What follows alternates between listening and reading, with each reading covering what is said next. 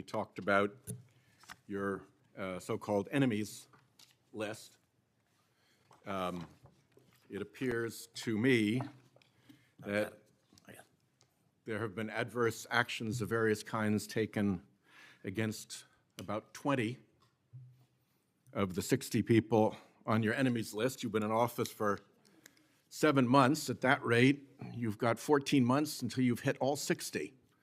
Kash Patel has been asked the same question twice under oath. What did you tell the grand jury when investigators looked at Donald Trump's classified documents? Both times he gave an answer that blocked the committee from finding out. Senator Sheldon Whitehouse of Rhode Island came to this hearing with a list of 3 things he wanted answered. Here is the full exchange. Boy, is my timing good. It is very good.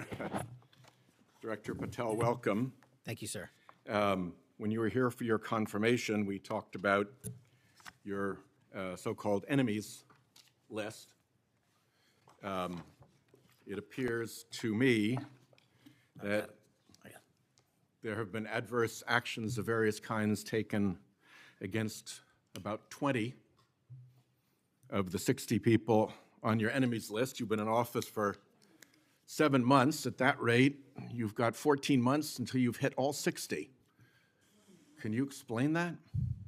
Again, that is an entirely inaccurate presupposition. I do not have an enemies list. You can continue to characterize it as you wish.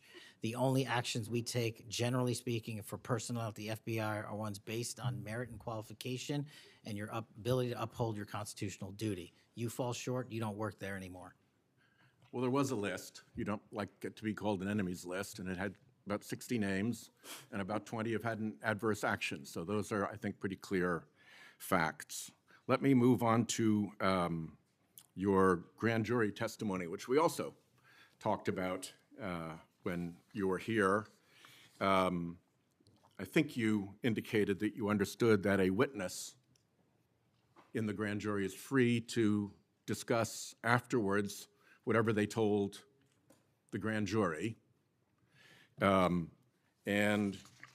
you then went on to suggest, saying, I can't go into court orders granted by the D.C. District Chief Judge, and you want me to violate a court order. In those remarks, you fairly plainly suggested that there was a court order of some kind that somehow restricted or limited your ability to discuss your own testimony to that grand jury. Since then, that chief judge that you mentioned, Judge Boasberg, has written, and I'm quoting him here, Federal Rule of Criminal Procedure 6E allows witnesses like Patel to divulge the contents of their testimony, meaning that nothing was preventing him from doing so before the committee. Can we confirm here today that there is no court order of any kind that limits your ability as a witness before the grand jury to discuss your own testimony to that grand jury?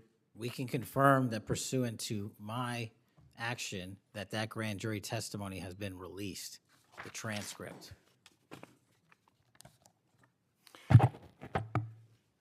Let's, in what forum was it released, may I ask? Publicly. Okay, we'll check on that. The FBI does background investigations. In the case of a U.S. attorney, Jeanine Pirro, it has come to light that in a civil proceeding, that Fox News executives, prior to her confirmation, called her, I'm quoting here, a reckless maniac who makes, quote, insane comments, and said, I don't trust her to be responsible, and noted her penchant for what they called random conspiracy theories on weird internet sites. My question to you is, did that turn up in her background investigation? For any background investigation, Senator, we do not discuss those publicly. And for every background investigation, when there's an adjudication, it is not made by me. It is made by the career professionals who run the inspection division and background check system. Do you know if that information was found? You see, we're an oversight body here, and there are really three possibilities here. One is that the FBI background investigation didn't find that stuff. That's worth noting because these investigations, full field background investigations, are supposed to find that stuff. That's possibility one. Possibility two is that the FBI did in fact find that information and then did not report it to the administration or to the committee. And the third is that you found it, you reported it to the administration, and they went ahead with her nomination knowing that she had been described as a reckless maniac who made insane comments, who wasn't trusted by colleagues to be responsible, and who had a penchant for random conspiracy theories on weird internet sites. Are you saying that this committee does not have any authority or reason to look into which of those things is true? This committee can look into anything it wishes. I'm telling you that the background investigations that are done by the HRD division are done by career individuals. They do not report the details of those to me. They adjudicate those independently and individually. That's how it's always been done. What happened during the pause of FBI background investigations that was alleged in the complaint against you and the FBI by the FBI agents who were terminated? On February 12th, Emil Bovee directed the FBI, quote, to pause any FBI background investigations of Trump nominees until Patel was confirmed, which happened on February 20th, is the general description of what they alleged. Why, do you know, were background investigations paused? Was it so material like this could be scrubbed out of them? And have they been resumed without that pause fully and normally after your arrival on February 20th? I can speak to the time period since I got there. Background investigations have been ongoing across the board at the FBI. Why was the pause, do you know? I was not there. Wasn't explained to you when you got there? Oh, by the way, boss, they've had an 8-day pause on background investigations. You think that would be something that would be explained to you at some point? Again, I leave it to the men and women at the HRD division to run background investigations. I do not interfere with them. I get that. But what I don't get is whether you were told about that pause, and why would you not be told about that pause? I don't recall that, sir. All right. The allegation also relates that